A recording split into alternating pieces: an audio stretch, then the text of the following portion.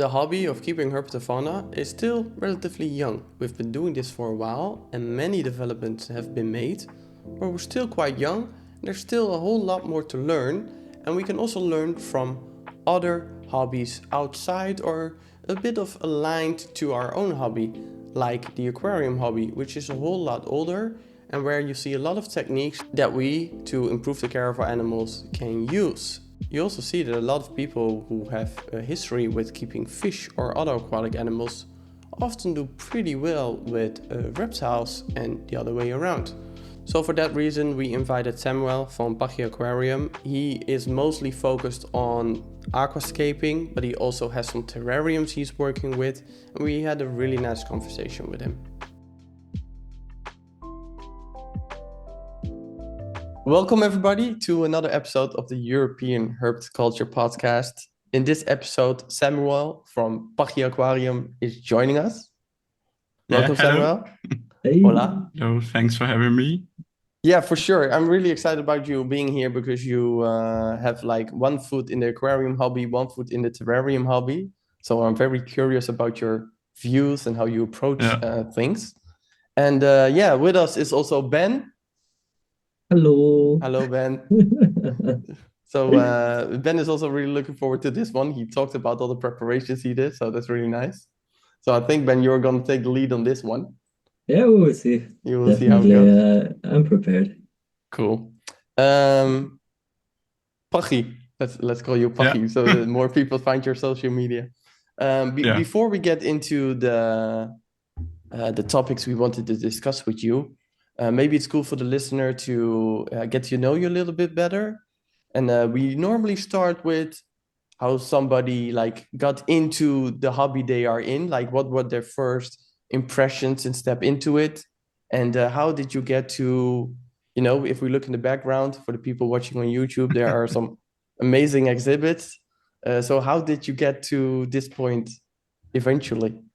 Yeah, I had aquariums when I was a child, 10, 11 years, when I was 10 or 11 years. And I had them for a few years and then I stopped and didn't have some. And then 6, 7 years ago, I started aquascaping. That's my main thing. And I started right away with aquascape. I found out about it through Izzy. It's a German YouTuber who also started aquascaping and doing some stuff in the aquarium hobby. And then it's grows. One aquarium, then 2, 3, 4. And a few years later, I started with tanks with stuff going out of it, like pelotariums. And I think 2 years ago now, I started with more terrarium stuff, like pelotarium with more terrarium plants and tropical plants. And a year ago, or 1.5 years ago, I started with the Dark Rock terrarium. And also more terrariums. Yeah, that's around the things I started. Cool. Yeah. So, go ahead, Ben. Yeah. No, I'm just interested in how this transition went on, because you told that you obviously started in the aquarium hobby and then the focus was on aquascaping. And today I reached out to you because I see that you are also developing into this terrarium style of keeping, more terrestrial plants and everything. And I'm just curious about if it was more like a natural transition because you found out that some of your aquarium plants like to grow above the water. And so you just offered them, I don't know, some roots and the plants grow out. And then you were thinking about how can I control the climate above the water? Okay, let me put a glass tank on top. Okay. now like, I can put a cork bark in the background, and now I can, I don't know, add some more water pumps and everything to have a waterfall or something? Or was it more the approach of which species are there that I could, for example, keep in a terrarium style, like the dart frogs, for example? And then how can I build a setup suitable for the species that I'm interested in? So what was the transition like from the aquarium to the terrarium It hobby for you? was more with the plants because most of the aquarium plants grow above water in nature. And there's a thing in the aquascaping hobby that's called Wabikusa. It's also from Japan. And there you have a ball with aquarium plants that's growing outside the water. And this was one thing I started also with the aquarium hobby. And then it was more like terrarium, pelotariums, water part and above water. And I had this, and I never really thought about animals above the water. And Mm-hmm. a good friend of mine, Gerhard, I did some videos at his place. He has a really big terrarium with dart frogs. And through him, I also started the terrariums with dart frogs. Was at the beginning I started the pelletarium without animals because it was completely open. And after that, I think a year later or a half year later, I wanted to start a terrarium for tar frogs. So then I thought about it more. And now I'm also not sure if I should get more animals, reptiles also. I was not completely sure if I should get more because I have a lot of aquariums and also a lot of terrariums. But a terrarium only with plants is a lot less um, work to clean and everything and take care. So I'm always not that sure. I'm thinking I have this aquarium, it's new, and I Yeah. did it without animal in my mind to put into it. Yeah. And now you're debating with yourself, is it worth it to, I don't know, acquire an animal because on the one hand it's amazing, it will Yeah. make for good content probably, and if you, I don't know, choose it wisely, you will have a lot of fun with it over a long time. But on the other hand, it's also like a commitment towards work. You have to figure out how to feed it properly. I Yeah. don't know, you have to get all the conditions right, probably the UV lighting and everything. That's something you need to think about when you're taking care of animals. And yeah, it's less easy going or less easy to automate than an aquarium, I can imagine, right?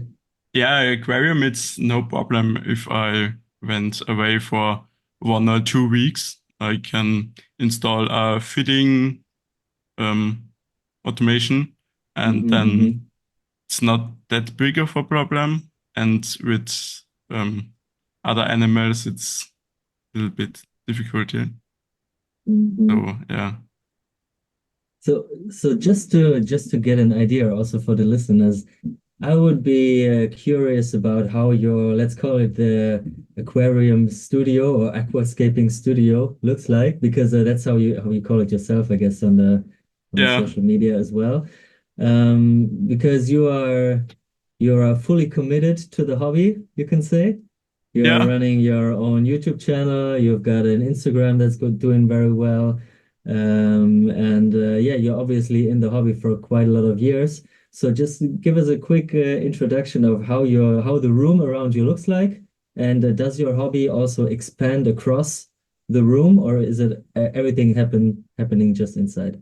it's mainly the room. It's my living room, more or less, and it's about 20 square meters. And yeah, it's mainly the room. I have some things in the kitchen, dining area. It's one smaller tank and a few stuff like the flies for the frogs, and also I have a little online shop. I have a 3D printer and so in the other room. But the main room is this here, my living room. And yeah, I have this side that the people can see on YouTube is more the terrarium side, and the aquariums are in the other corner. At the moment, I have three aquariums in this corner. One is here, that's also out of the frame, and one is in the making, and one is in the kitchen. So a few. And this three terrariums at the moment. Cool. Yeah. So, and all of them are like aquascaping based, or is there also some biotope setups or? Yeah, it's kind of mixed. I don't have a completely biotope, but I have one. It's I call it biotope style because it's not exactly one biotope for nature, but it's more in the style. It's also a lot less care to do on it. Then I have two, I would say, high-end aquascapes. And then I also have one, it's smaller, it's not that high. It's more so self-sustainable. I don't do water change or something. It's more plants going out of the tank and not that much water. And so it's mainly two tanks that need more maintenance and one that's less. And this one will also be more maintenance. Cool. It's fully blended. Yeah. Yeah. So it seems like the aesthetics is an important part for you. Is that also the reason why you, when you got back into it, got into the aquascape from a really aesthetic point of view? Yeah, it's a big part of it. It's always in combination with the animals. That's also important for to have a good home for the animals. But the aesthetic is also a big part. So I'm really wondering how much work does a high-end aquascape take, or how much work does it take to keep everything in shape? Because I can imagine that you constantly have to, I don't know, keep the plants in shape because some plants that might be doing more well might overgrow others. Or is that something that you keep in mind when you set up the tank, so that in best case scenario you have to do maybe little work because the plants are, I don't know, well planted so that they are allowed to grow well, I don't know, out of the tank and so on. Yeah. So how much work goes into sustaining a high-end aquascape? It depends on the tank, like you said. I always try to have a combination of um, have it as slowly growing as possible. Like don't fertilize too much, but fertilize as much as the plants need. And so it depends. But I mainly, most of the time, I do one water change a week. And this is around 30 minutes to 2 hours a week for all of my aquariums. I often do some little things like take out a few leaves or so if I see something. But this is the main thing. And then it depends. Every 4 weeks or so, or 5 weeks, I um, make more maintenance, like cutting some plants. It's always a little bit different, and also which kind of tanks I have and how they are blended.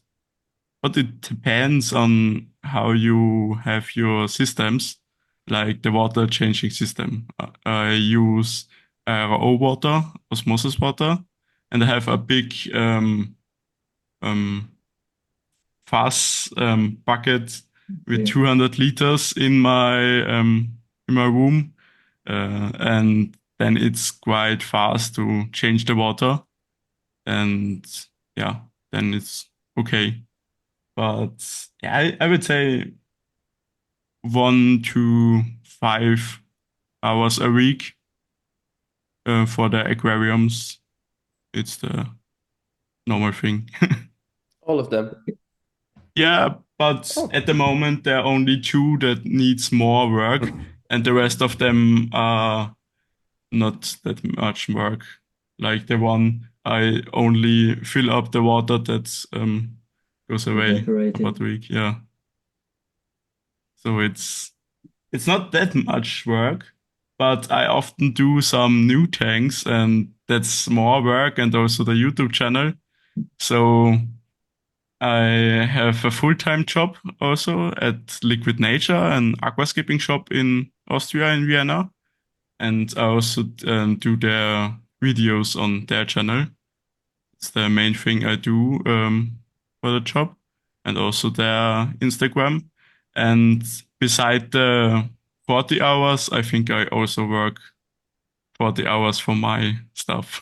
So, yeah. Fully committed. Yeah. Doing the YouTube stuff really adds a lot of time, right? Like Yeah. it's not like simply just being in the zone scaping. You have to think of angles and all that stuff. Yeah. Yeah. And also after doing the work itself, then cutting up the videos, uploading, writing descriptions, Yeah, that's posting a on lot your of work. Instagram and stuff, I can imagine. Yeah. Yeah, I must say Instagram, I did less in the last year and this year than the years before, and focused more on YouTube. Hmm. It's Mhm. it's I don't know. I think YouTube is let's say it is for content creation the better platform. If you are convinced to make videos, then it's the I'm a little struggling with the The words. maybe Yeah. as with your escapes and with your aquariums, it seems like you like the aesthetic parts, but also like the creation part. And I Yeah. can imagine like making a YouTube video is also a little bit of creating something.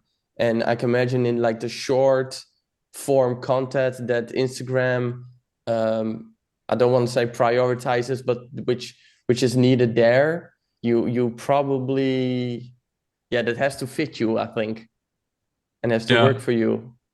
Yeah. Yeah, those the community is on YouTube much stronger Yeah. because you make videos that are 10, 20 minutes and people watch the 20 minutes or 10 minutes. And on Instagram, you do shorts or something and people watch 10 seconds, or if your video is 10 seconds. So the Bindung, it's Mm-hmm. Yeah, the relation with the the relation is much community. bigger on YouTube. And also, it's more fun at the moment to make videos for me and Cool. more focused on that. So you're like fully in the hobby, right? You're Yeah, working 40 hours in a week in a shop, also doing their content production and social media. And for yourself, it's kind of, I mean, you're running your channel, and I have the feeling that it's doing well. It's doing well. So it's also like running a business. You have a couple of products that you offer, the 3D yeah, printing or the aquarium stands and the aquarium tool stand. I saw that one. You yeah, know, it's some work that needs to go in there. So I'm always interested in how to keep the maintenance for the setups itself low, you know, by automating certain processes and yeah, I don't know, setting them up in a way that it takes less maintenance. And one thing that I would like to get into a little bit of detail with the both of you actually is the topic of changing water because that's such a common topic in aquarium care. But for me, as somebody who's not that deep into it, it's I don't know. I sometimes I struggle with understanding the need of why to change the water, and probably a lot of people who are running aquaterrariums or paludariums might not really understand why it's important to change water. And Pachi, you also said that one of your setups is running without water changes, just filling the water that evaporates by itself. The other aquariums need water changes. You, Stefan, you're running a saltwater aquarium, which is another league in itself. So what is actually the need for water changes? Yeah, if you can explain it to me really quickly. Yeah, it's I think there are different approaches to it. But for me, it's easier to maintain the aquarium if I do water changes because I fertilize my tanks. Like I've said before, I try to fertilize as little as possible, but it's also possible that some elements of the fertilizer accumulate in the time in the tank. And when you do the water change, you um, change the water to water that has no um, um, It is clean, kind minerals. of. Yeah, So yeah. Okay. it's quite easier, and also a lot of other stuff. Like I also try to don't only change clean water, but also change a lot of debris and try to um, suck out a lot of debris in the tank. Like when I use a lot of roots in the tank. And in Aquascape, I have a lot of roots. The tank is completely full, and there also um, gets a lot of debris from the wood. And also, if you take that out, it runs cleaner and better for me. And Yeah, also probably this little brownish tone in the water, you can reduce it by the water changes. yeah, that's one thing. And there's also some filter medium that you can use to reduce the color. Yeah. Is it It's activated carbon? no, it's like a harz. Ah, It's okay. Yeah, yeah. yeah, I How do you say? Um, um resin. yeah, it's like a resin. It's for a few companies make it like Seachem Purigen is one. It's a small bag with a white resin in it, and it takes out the colors from the tank. And after a few weeks, a few months, it's completely brown, and then you can recharge it with chlorine. Put it in chlorine for a few hours, then it goes back to white. Then you have to rinse it good to take it back in the filter, and then it works again. Is So it what you in Nice. German call Mischbettharz? no, it's different. That's something different. Mischbenzat is also resin for RO system, for example, Uh-huh. that Uh-huh. takes out much more than the RO. Is other resin. Okay, okay. It's a chemical filter medium. It's Yeah. called yeah. You said you try to rely not too much on fertilizers, but you do use RO water, so that means that you probably use some additives to Yeah, I compensate. re-mineralize the water, but most of the plants need soft water, Mm, and so I only re-mineralize it a little bit, yeah, and I fertilize kind of every day. I try to do it every day, a small dosage, and that's the way I do it. Some people do it once a week, a bigger dosage, and mm, that the plants take it over the week. But yeah, there are a few different ways to do a aquascape. And like also in the terrariums, I I see. yeah, yeah. Do Yeah. you also, because you said you rely not too much on fertilizer, I imagine you use CO2, but also you depend a bit on the fish to add nutrients. Yeah, if Or I is it have like, more fish in the tank, you can use less yeah, fertilizer. So at one point, but most of the time I don't have that much fish in my tanks, so that's not really a thing mm, I care about. mm, And I use CO2 in the tanks. I have a lot of plants, but in the one tank I don't do water change. It's a little bit different because there are so many plants that grows out of the water. It's more like a small pound or so, and there are a few plants. There are a lot of plants under the water, but it's a lot of plants that are easy and they don't grow that well without CO2 than with CO2 and Mm. in the other tanks. That's also a big difference. And also one thing is if you have some stones or some materials in the aquarium that hardens the water, like some stones do this, it's also better to do more water changes because the water gets harder and harder and it's not so good for the plants. Yeah. So just this week, I ordered my first digital pH meter because I Yeah. want to have a clue about what is going on in the water that I'm using for my setups. Just in the back right corner here, I now have a 300-liter pond inside of my greenhouse because I want to have automated pumps for the plants and everything. So I want to have some sort of an idea about what is going on in the water. And I found a pH meter for 11 euros on eBay. A digital one because I don't want to mess with these one-time, I don't know, measurements. Yeah, the You know, strips. these little Yeah. strips, right? So I don't know, is it a good idea to use a digital pH meter? Is it kind of accurate to use it? And also, which other I measurement tools are there that are probably a good idea to have? yeah, for the pH, I don't measure that much. I have in the most of my tanks soil. It's um the what's it called the Bodengrund, the Yeah, the substrate. substrate. Yeah. Yeah. um, and it's regulating the pH.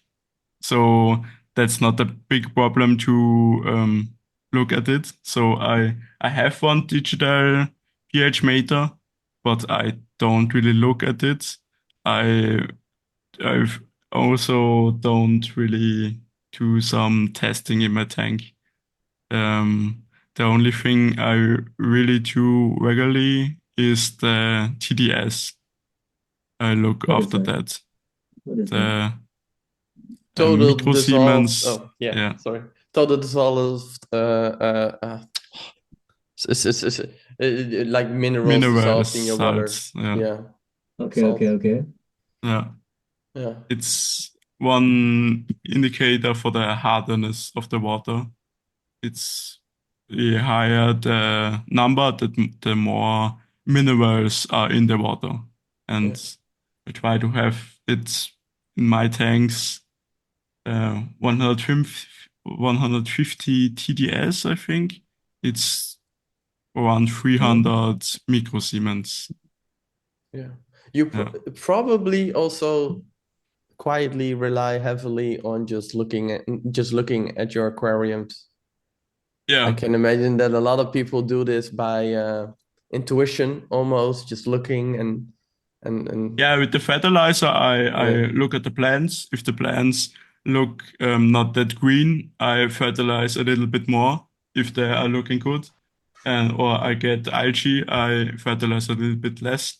Yeah. It's I don't make some science out of it, but yeah, Yeah. I it's guess it's that's not that easy to start, but like the way I do it, it's easy to maintain if you know what you're doing. Mm. and if you have a strict protocol that you Yeah, always like change the water, I don't know, once in a week or every second week.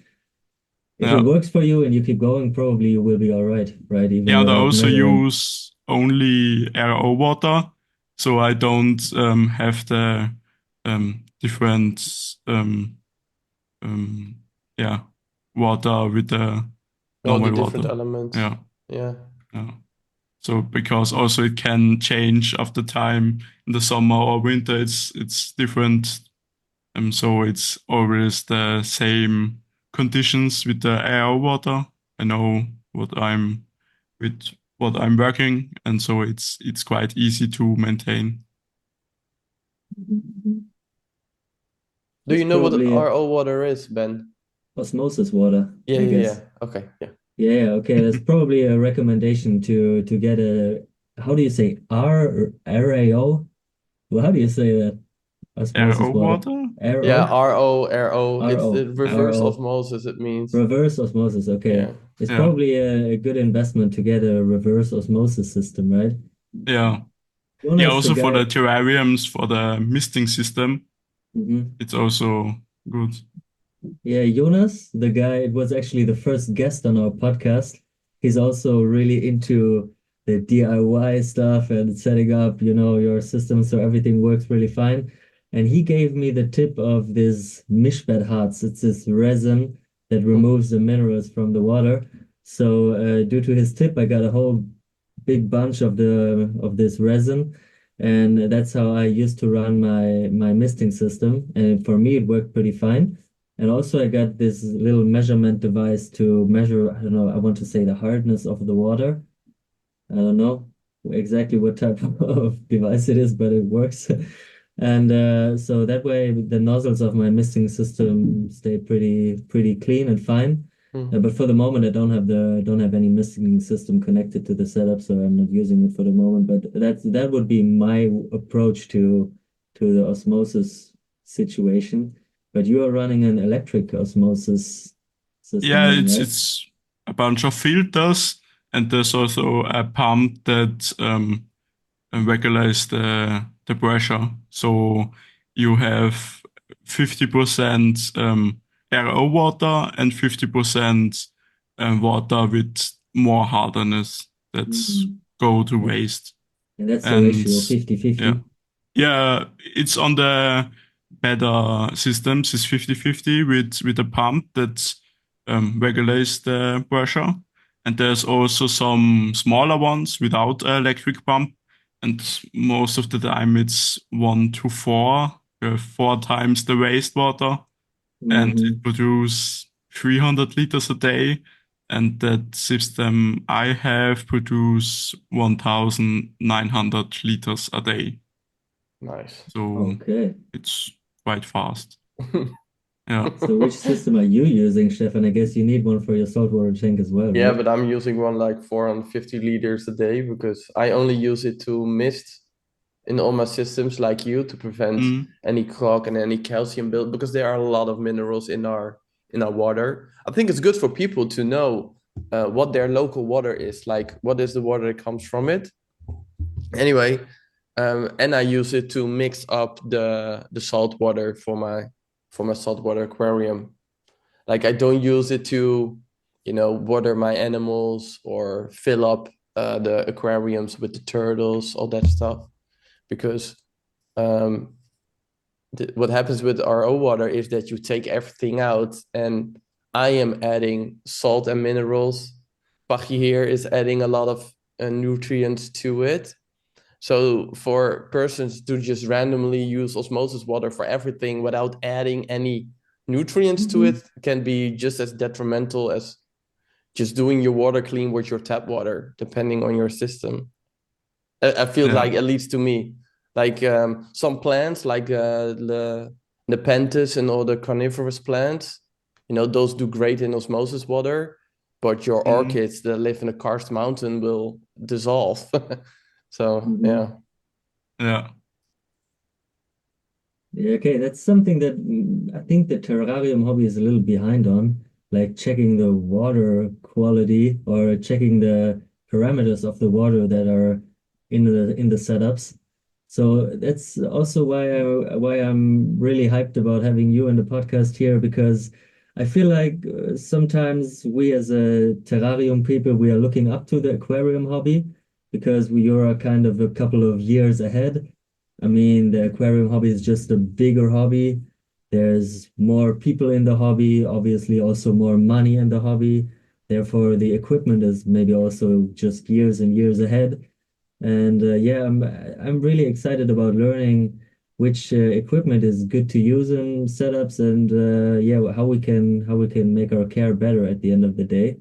And one parameter is obviously water parameters.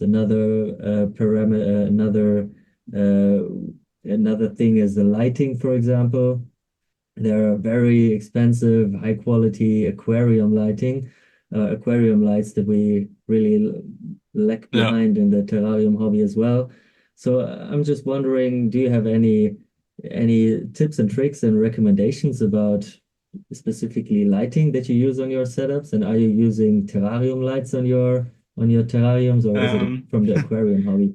I use a aquarium light on this one. It's a skylight hyperspot, Nice. and also skylight has some terrarium lights, and I also will use one terrarium light on this. But right now, I never used some terrarium lights that are special made for terrariums. I always use aquarium lights, but it's also uh, because I have a lot of them. Because like on this tank, I use a old 1 year old aquarium light that I had at home. So it's more for that. Also, the hyper spot I use on this tank, I used before a year on aquarium, and then I changed that, so I use it on the terrarium. But it's also a nice light because it's quite high, but if you when you look at it, it don't shines in your eyes that much. It's Mhm. and it also um, lit up the aquarium to the bottom, to the complete height. That's also nice in this with this tank light.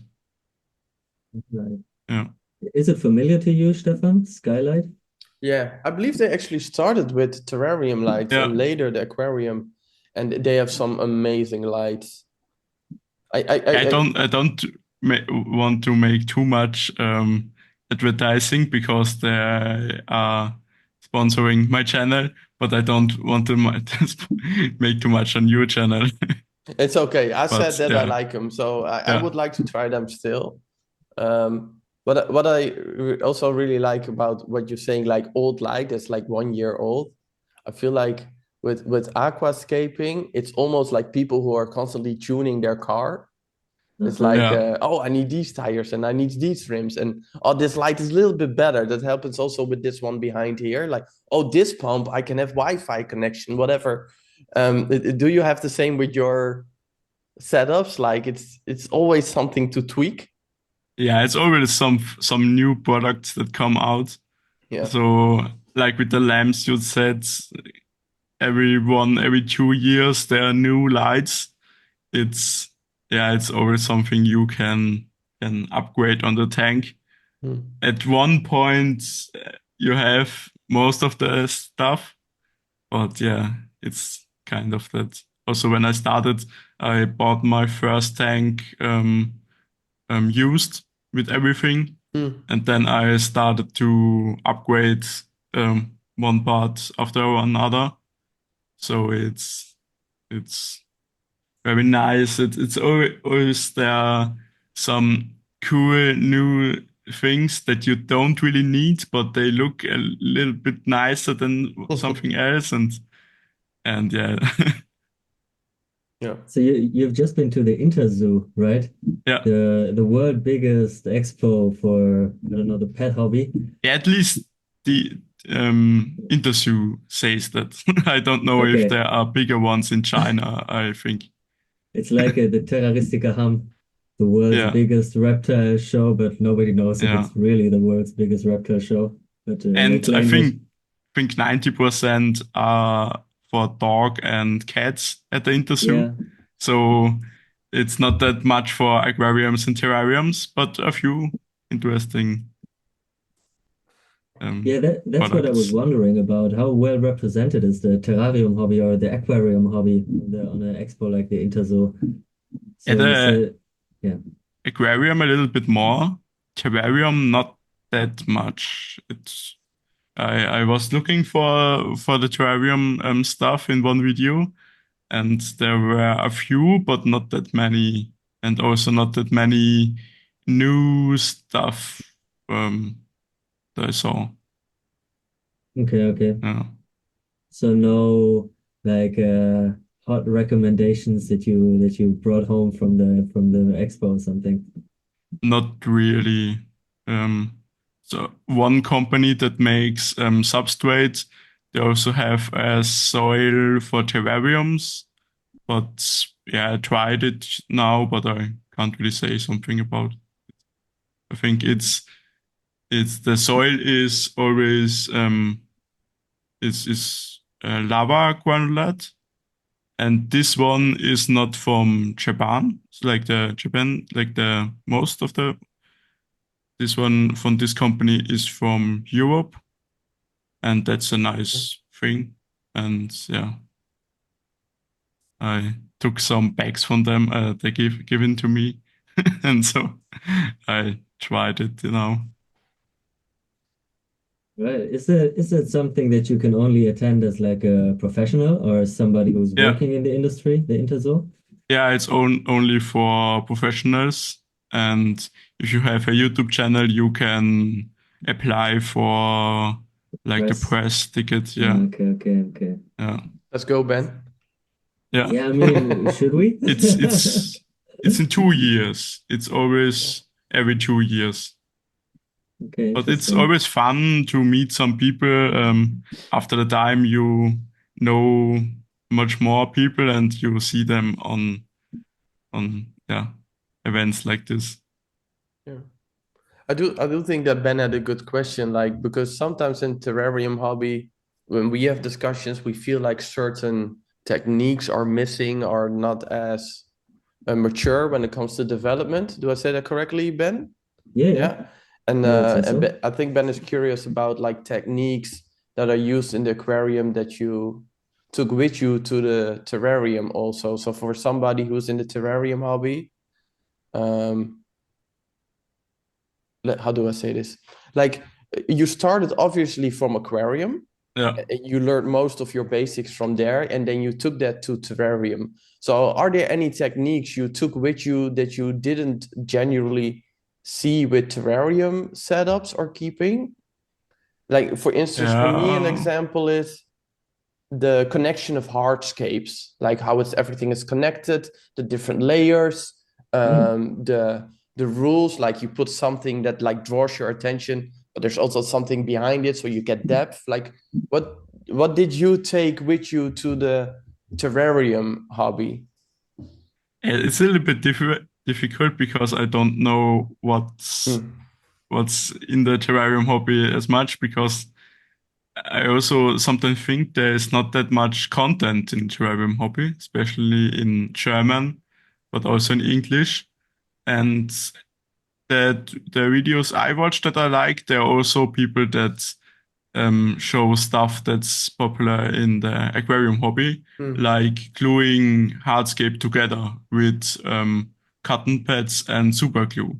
So Mm. something that most of the people do in the aquascaping hobby. And I don't know how popular it is in the terrarium hobby in general, Not. but That's a yeah, technique that I've also heard about from the aquarium hobby. Like this cotton in combination with the super glue, it makes for some kind of a chemical reaction. It gets yeah. kind of hot for a little moment, right? And then super hard. Yeah. Yeah, And you is it can is it use everything that is out of cotton. I mainly use cotton pads. You also can use cigarette filters and then use some liquid super glue. You can use every super glue, but the aquarium super glues are most of the time bigger, so that are cheaper than if you go to the hardware store and buy some 3 gram packagings, Mhm. and then it reacts, and it's also um, getting hot, and there are some steams, Mhm. Yeah, something steam is Yes, that you okay. yes, should yes. not breathe in. It's not that nice. So you should open the windows if you glue a lot of it. But it hardens in a few minutes, seconds, it depends, and it's right away strong. And it's safe to Yeah. use inside of water and it doesn't get Yeah. loose over time. Yeah. No, sometimes it breaks because the wood or the stones breaks the first part of it. So you should use more connection points. And I often use some other glue that like silicone, some underwater glue that's more elastic. But I glue everything with the cotton pads and the super glue. Then it's stable for now, and then I can apply the other glue that needs to um, cure for 20 hours or so, 24 hours. Does it also work for gluing plants? Because I've seen some Yeah. people gluing like moss or something with super glue. Yeah, but it's a different glue, a different form from super glue. With gluing with the cotton pads is important to use some really liquid glue.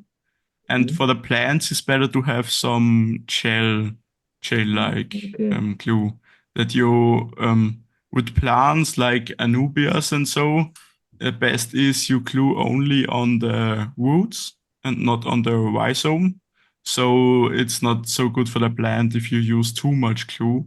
So always use as little as possible, but you can also glue it with that. And you also can glue it after you set up the tank. When water is inside the tank, you can put a little bit of glue on the plant, then go quick underwater and glue it onto it. It's also Underwater. possible. Yeah.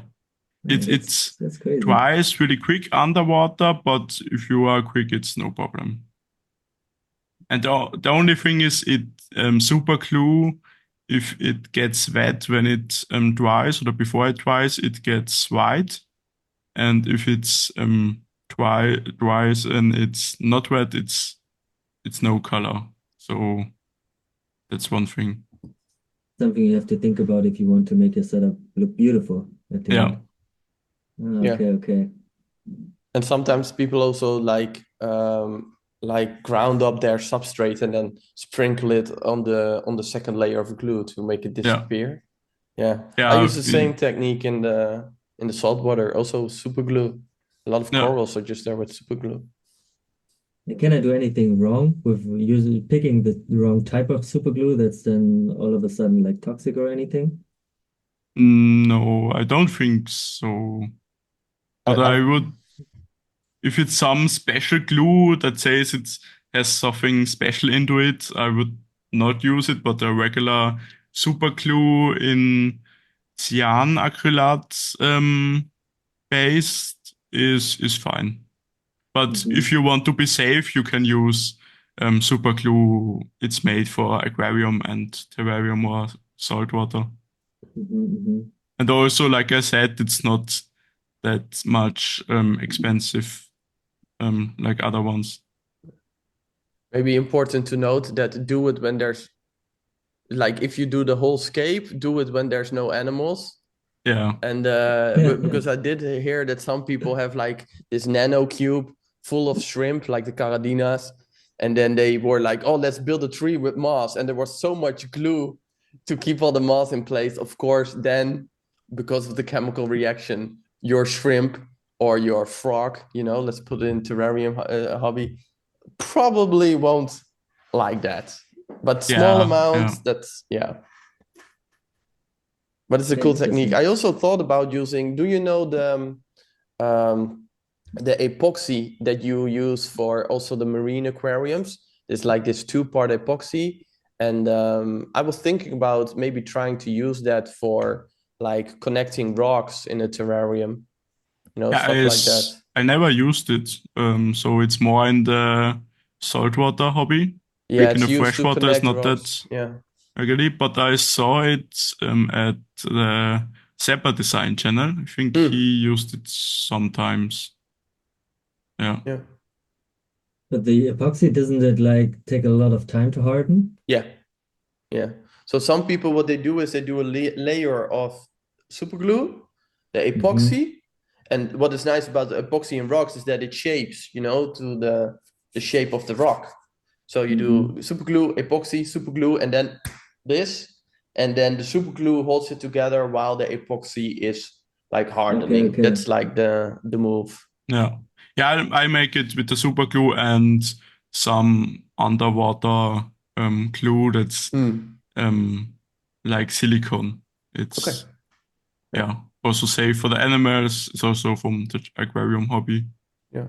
and I use that for And silicone, this. I'm always wondering, silicone, do you have to have like dry surfaces, or can you even use silicone on wet surfaces or underwater? With silicone, you have to have dry surface, I think. But with the underwater glue, you can glue underwater. That's the glue of it. But you can also Okay. use it, yeah, use it above water. And Okay. it's like silicone, but it is not silicone. It's like a caoutchouc glue or something. Okay. Yeah. Interesting. All right. So what makes a beautiful aquascape then? I mean, I guess you have thought a lot about how to arrange the concept of the aquarium with Stefan, you said something that draws attention and something to give it depth and so on. Can you give us a quick introduction of what makes a beautiful aquascape?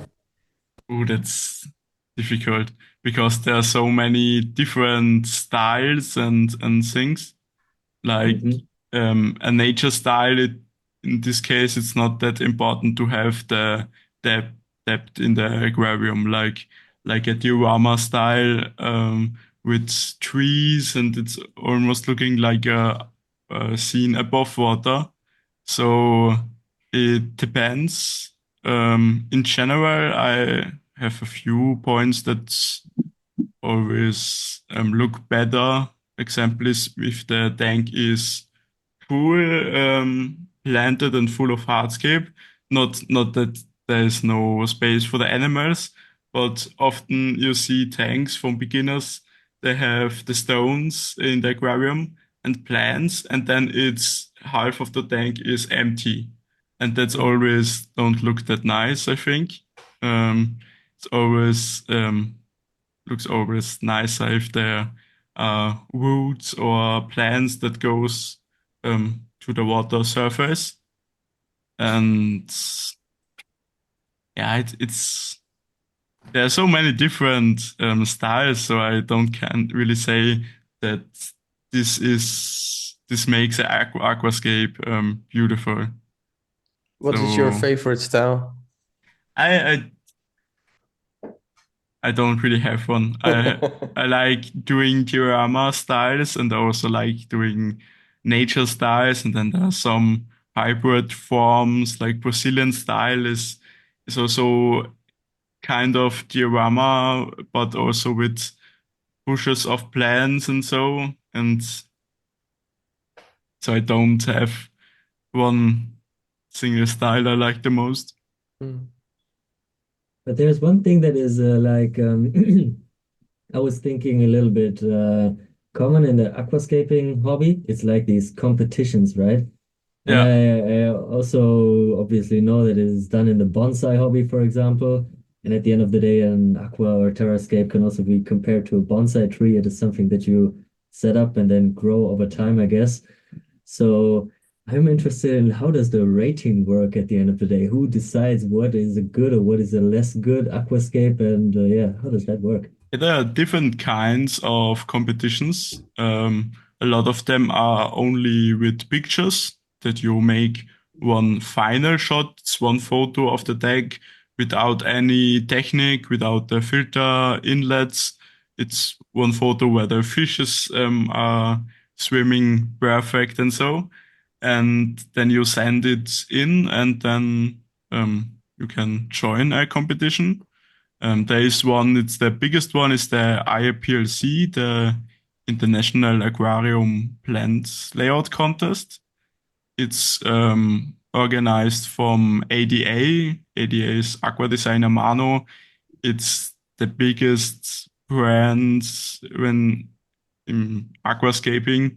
Also, they started the modern nature aquarium hobby.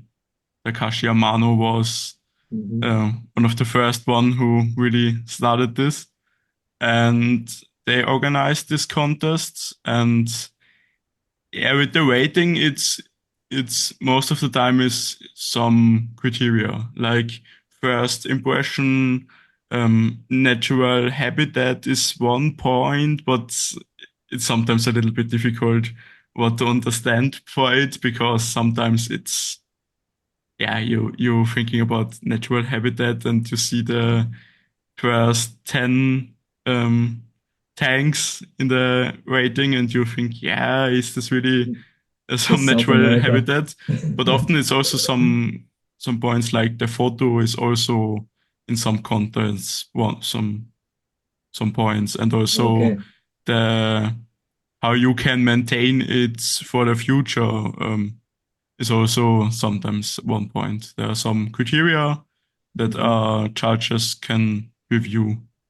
And there are also live contests, more or less. And then there are also difference in some you scape a tank at home and bringing to the contest. It's most of the time in some conventions in some fairs or so that the contest is happening, or you scape it at the event. You have 1 or 2 days to scape the tank, and the day after, the judges review it, and yeah. And are you taking part in events like that? Yeah, but it's not the focus. And in the beginning, it was a little bit more the focus, but now I'm more focused on making the videos and making the content and have a tank that I enjoy. Because for some contests, like the biggest one, the IAPLC, you are not really allowed to show the tank before the they publish the ranking because they say they want to judge the tanks without knowing which one escaped it. So they have a fair judging. But yeah, it's difficult if you make content to don't show the tank. So I don't dissipate. Is it dissipate teilnehmen? Take part. I take part on it. Yeah, sorry for my English. I'm from Austria. I speak Oh man. German for the viewers and listeners. I hope it's okay. Oh, for Man, I sure, it's all man. good. yeah, my content is in German for the people who are listening, so that they know. I That's think fine. a lot of our Yeah, listeners are also German, so they will yeah, be able to fully understand you on your okay. And we channel. didn't have a single native speaking guest so far, so Yeah, it's all good. Man, so yeah, one thing that I'm also then interested in, like comparing the aqua terrascaping hobby to the bonsai hobby, is like an old aquascape, one that is obviously doing well over years. Is it more valuable than one that is freshly set up? Because I have the imagination that it is easy to paint a beautiful picture, like with the roots and plants and everything, but setting it up so that it is running and sustainable, it's yeah. another challenge. Yeah, So an sadly established tank, is it not. okay? For the contest is also for the most of the contests that the tank don't should not be older than a year, but it's not a real rule, but it should be not that old, so you don't send the same tank every year. Hmm. But it's difficult to maintain aquascape for more years. It's also like a myth in for some people that aquascapes don't last that long. So so it's also one thing because a lot of the content creator like like me, I often rescape my tanks because I have fun with it to rescape it, but a lot of people at home don't do that, or a lot of people think that the aquascape can't be running for that long. But it's also possible to maintain an aquascape for 5, 6, or 7 years. but it's different in maintaining it because in the first 6 months, you have the active substrate, the soil, and the soil has a lot of nutrients and also buffers the pH and the key, key carbonate, Hardness. yeah. And after 6 months or a year, it goes, um, it's less Yeah. active. Then you have to adjust the fertilization and so it's difficult to maintain the tank for longer, but it's possible. To me, that's like the biggest difference between aquarium and terrarium is that in an aquarium, if it's, people always look at the salt water, but to me, fresh water is no different, really. Yeah, you have a bit more margin maybe with errors, but you can make the same mistakes in both setups. But the difference to me is that in a setup like this, you are creating some sort of a balance and making small adjustments based on waste that gets in that you take out, but also nutrients that are used by all the creatures in there. So either the plants or the bacteria or the fish, shrimp, whatever. And you find a balance with that. So also, like you said, your adjustment of the aquarium is always you don't do 100% water change. You never clean your substrate on maybe a part, but and in a terrarium, it's all pretty dead. Paludarium not, but in a terrarium with like a snake, it's your substrate is dead. There's nothing living there unless you're doing bioactive. Yeah. And Yeah, and that's something that you see bioactive also become more. Do you know that term, the bioactive? yeah, yeah, Yeah, that's yeah, basically aquarium on dry, right? It's yeah, just there's goes nutrients. You need something to take up all those nutrients, and then there's too many like isopods that eat the nutrients. So you add a lizard that eat the isopods. That's basically what happens in an aquarium. yeah, Yeah, I really like that exactly. Yeah, mindset. I would like that's we discussed a while ago on the podcast also that I'm becoming more and more pro cohabitation, and I don't mean that with the just putting 3 or 4 or 5 animals of the same species in there, but indeed like okay, which animal eats these isopods or which animal can poo a bit so more plants can grow, whatever stuff like that. That's what I like most. yeah. That's also the what I do in these Yeah, terrariums with springtails, isopods, and so. yeah. And Rainworms, yeah, Ringworms. probably. I think aquarium, like people who have aquarium base, often do better with paludariums than people who have a terrarium base that try to. That's what I'm thinking. That's exactly what I'm thinking. So Yeah. that's also why I was interested in speaking to you, Hmm. because you have just such a different understanding about just water chemistry and everything that I want to say I have no clue about. Obviously, I have read some stuff about it and I had some aquariums back in the day, but I realized that there are significant lacks of knowledge when it comes to water chemistry. In my case, yeah. So I'm thinking having this deep understanding of what is going on with the nutrient cycle and ammonium and I don't know minerals and stuff. It makes you do a lot better once you start also growing plants above the water surface. yeah, And yeah, so one that's obviously like another topic that we could get into, like the plants and the species that you would like to work with, because you already said that a lot of aquarium plants like to grow above the water. Actually, we force them underwater in the aquarium conditions, but in nature, probably they are able to grow below the water surface, but they yeah. like to be The above. survive under the water in the nature Yeah. because it's also one reason why we use a lot of CO2 and light in the tanks that these plants that survives in the nature underwater grows nice in the aquarium. It's also Hmm. one point but people say yeah in nature they don't have soil, they don't have that much CO2, but in nature the plants don't look that nice like in a planted aquarium. It's Yeah. Hmm. big difference. Yeah. So there are probably a lot of species that we for the moment don't have on the radar when it comes to planting terrariums Yeah, that you are very familiar with in the aquarium hobby. Like I'm just thinking about the Anubias species, super common in aquariums.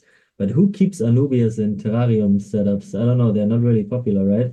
So yeah. I'm thinking you have like a couple of species that you would like to shine the light on. So I we think moss is really nice to use the aquarium moss because it's also um, I think sometimes with the terrarium moss that I used, I'm always not sure where this is from. It's Mm. also really dirty most of the time. It's a lot of debris and a lot of dirt in it.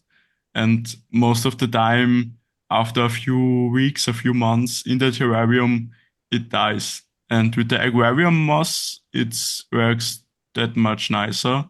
I also use a lot of the vesicularia mosses like Christmas or whipping moss. It's quite common, and also coral moss, the Ricardia moss.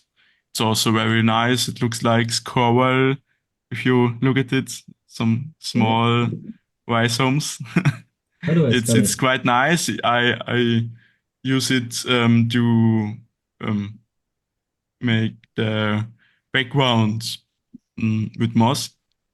I just take the moss and rub it on the surface, and the parts that um, stays on the background or so that grows and builds a really nice carpet.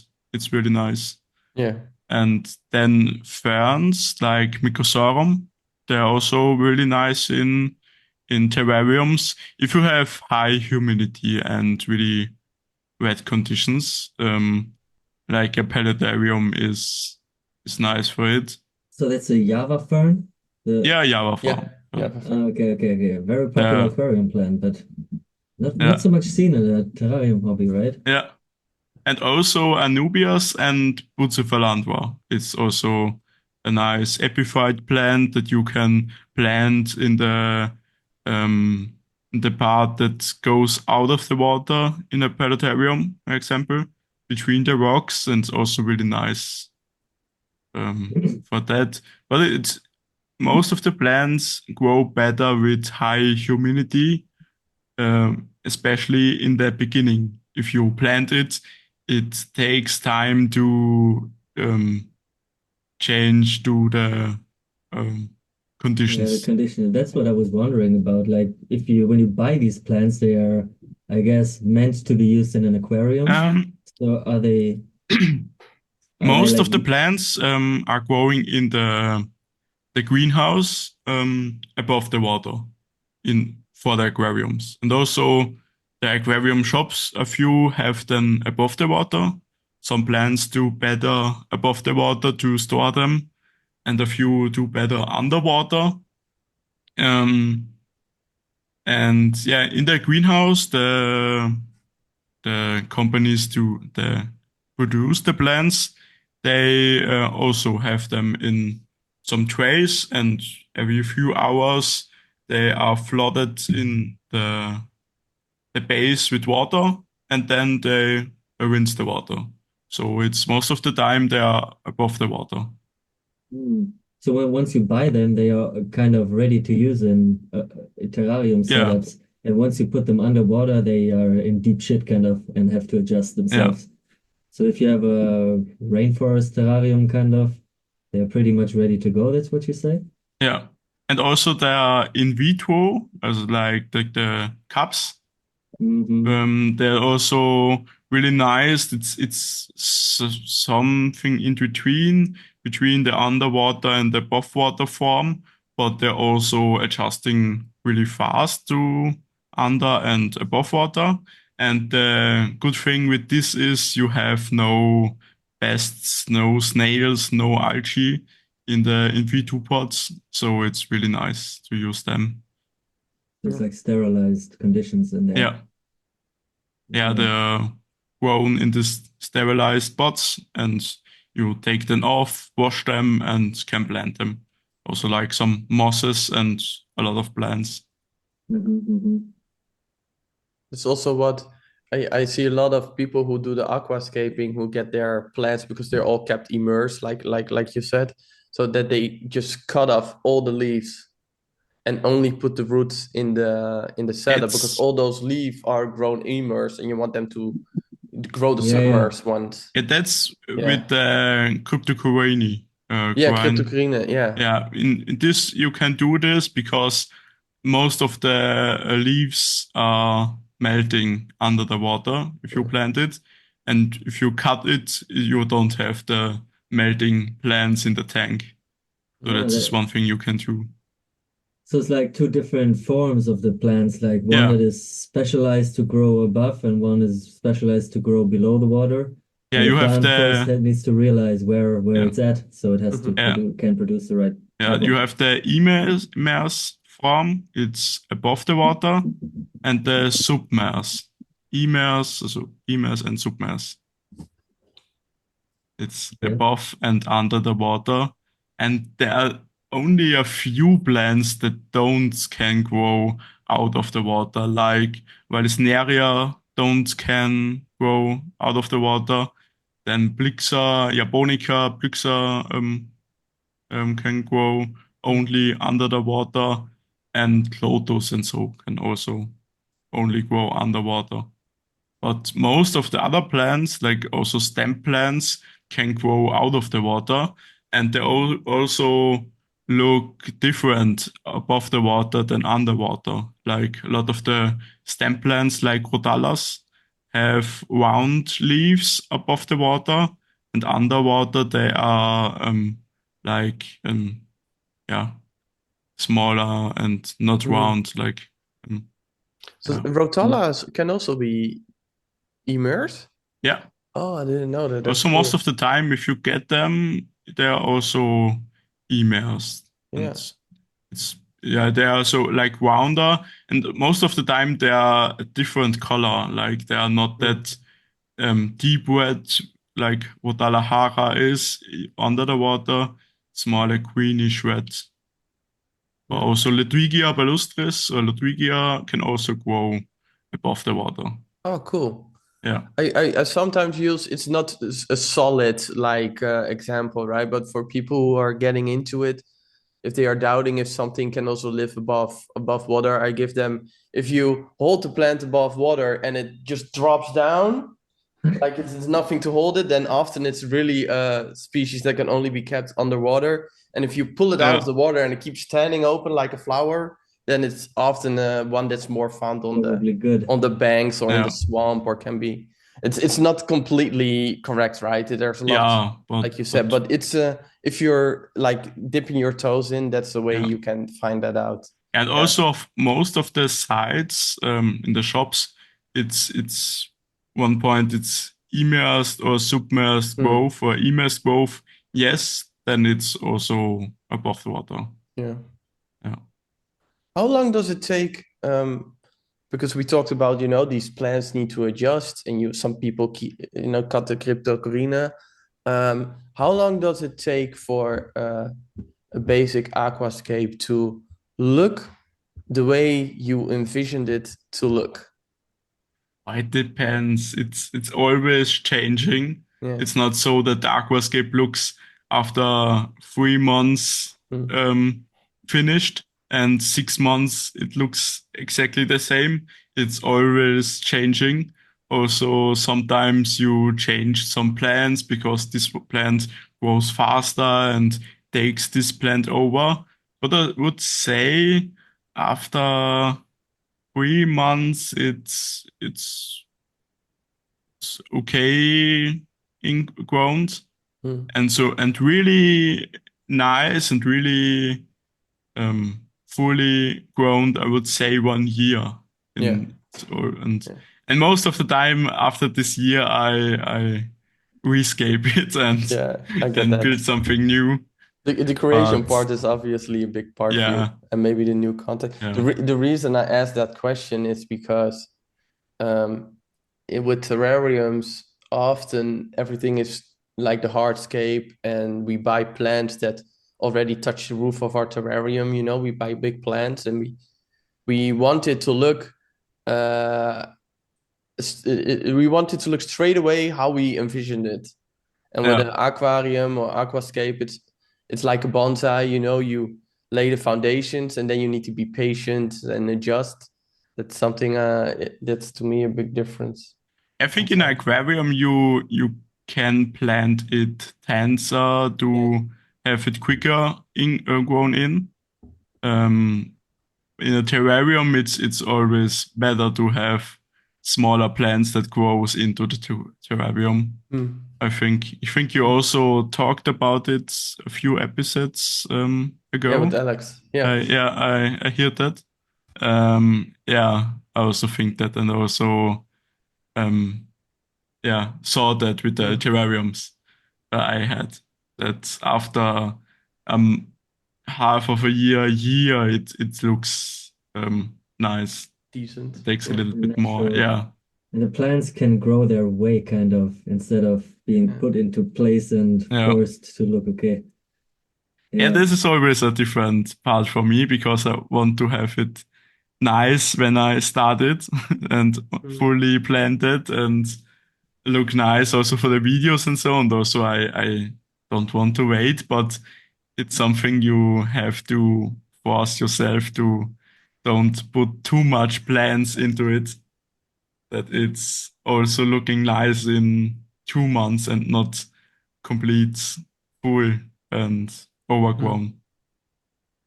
So Yeah. I'm wondering, you've got a whole lot of planted tanks and you're in the aquarium hobby also. What do the aquarium people do? No, first of all, how do the aquarium people source their plants besides going to the store and buying them straight away?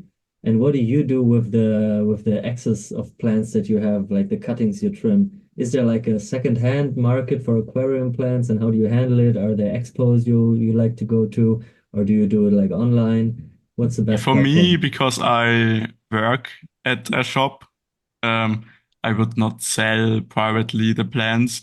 It's more like it depends on the plants, like some plants, like stem plants. If there are not that many, most of the time I throw them away because it's a lot of work to clean them, to sort them in the separate species and then sell them. So I don't do that really. With some plants, like plants that grow not that fast, like Anubias and um, mosses, some examples, some of them I keep for other projects or I give to friends or so. And yeah, with stem plants, if I have a lot, I take them to the store and resell them in the store if they are in good conditions.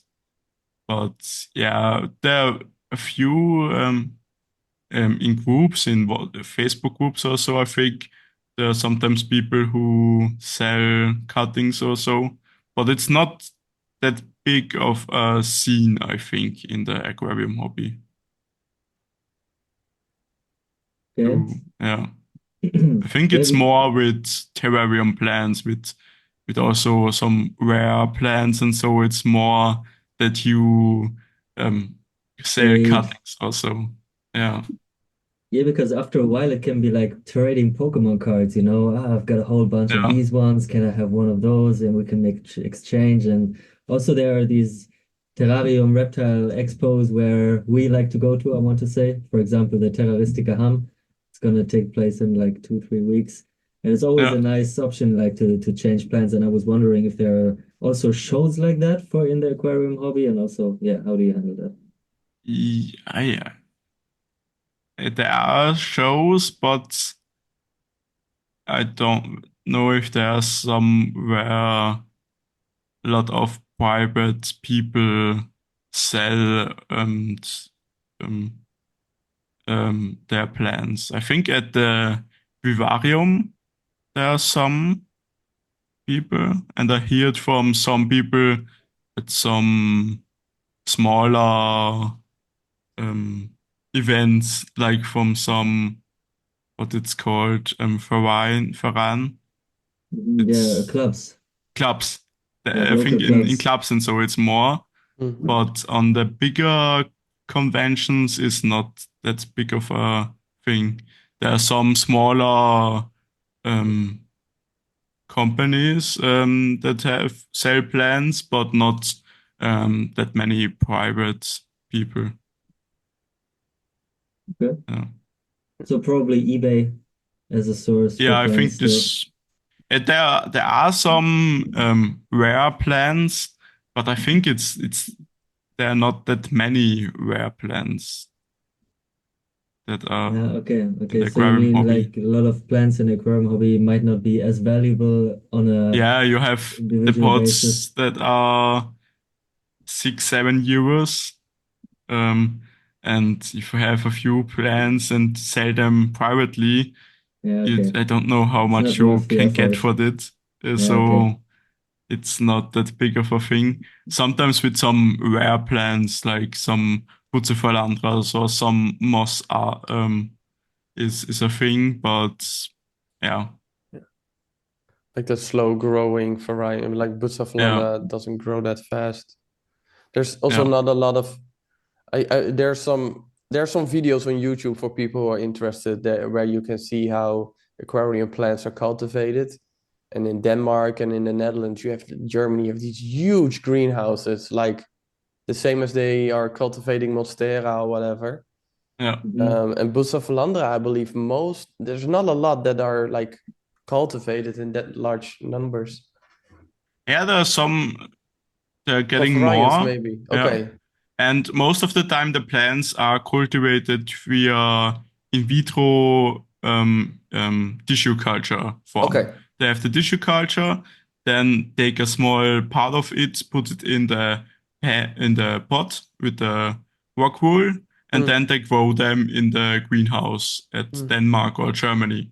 mm. Like I know, I visited Dennerle plants a few years ago, Cool. and Mm. most of the plants are like this. You have the in vitro pot, and they took a small part of it in the pot and then grow them. And I think one or two plants are growing with seeds, but it's also only 2 or 3 plants. Yeah. And I think Anubias is getting imported from some countries. I don't Okay. quite sure. I think Borneo also, Indonesia. They're growing them in big greenhouses. Okay. Yeah, Yeah. It's when in doubt, it's probably Indonesia, at least for the yeah, aquarium hobby, or Israel maybe. There's a lot cultivated there. Really? Yeah. Yeah, especially like tropical fish. There's a huge business. Oh, I think I saw a YouTube video about it, Yeah. right? Like fish farms within the desert or something. It's amazing. Like, mm, incredible, man. All right. So, Pachi, just maybe to open up a whole nother, I'm really interested about is the way you're handling your business, let's say. So Mm. you're working full time in the hobby, and also yeah, you have your own projects going on. And the way that I found out about you, it was the video where you said, I have quit my job. I think it was like 2 years ago or something. yeah, yeah. Two Uh, and a half years ago. End of the year is 3 years, all right. Yeah, and yeah, so I'm just curious about what made you take the decision to quit your job? Also, now you're still working for a company, but in kind of content production, and you had your YouTube channel before that. So did you like make the connections through your YouTube channel and also the skill set that you apply today? Did you just learn it by yourself, or how did that go? yeah. I started aquascaping, and I started an Instagram account for the aquascaping. I had an Instagram account before, and for the aquarium hobby, I started a new one and started posting on Instagram. And then Hmm. a few months after that, someone messaged me that they have a WhatsApp group from aquascapers from Austria and if I want to join them. And then I joined them, and a few weeks, months later, they had a come together evening at someone's home, and it was, I don't know, a half a year. Started aquascaping, and then I go met that peoples, and it was Stefan and Philip and some other peoples. There are at the evening they are talking about that they are starting a shop, and they said, yeah, Okay. it's starting an online shop. And I thought, yeah, they're starting a small online shop with a few products and not that big store. And it was also at Philip's place, and he had amazing aquascapes what I never seen before. That was a big thing. And yeah, then I met Philip and Stefan from Liquid Nature, and then they opened the shop. The first weeks, months was like a soft opening, and we did a few um, um, evenings where we met and eat something and drink and talk about the hobby. And so it started that I learned a lot about aquascaping from Philip and Stefan, and spent a lot of time at the shop. And then yeah, I started doing more Instagram. I think it was it now 5 years ago. Yeah, 5 years ago or 6 years ago now. And then I started also to post every day. I think also sometimes 2 times a day. Some posts. I didn't know how I did that with one and a little bit later 2 tanks. But yeah, I posted more and more. And I don't know when, but I think 2019 or 2020, I started my YouTube channel. And yeah, I started a YouTube channel because I always wanted to do YouTube videos. I also did a few in before, not about aquariums, but yeah, I don't know, some videos. Backflips. But yeah, but then I started. It was in the beginning of Corona. I started the YouTube channel, and I learned everything by my own. I bought a nice camera. That camera I'm using right now, a full frame Sony A7 III, and some stuff and microphone and everything.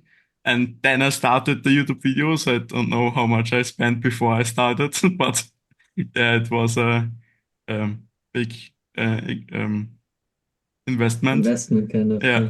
and the first videos were not good. I'm um, only staring at the camera and talking slow, and I don't know. I'm in general a quite introvert person, and yeah, so it was a little bit difficult to start. But then I made more videos, and Liquid Nature also started to do some videos. Stefan did some, but he had so much to do with the shop, like yeah, managing everything. And so they had one video every few months or so. And then they asked me if I can do their videos.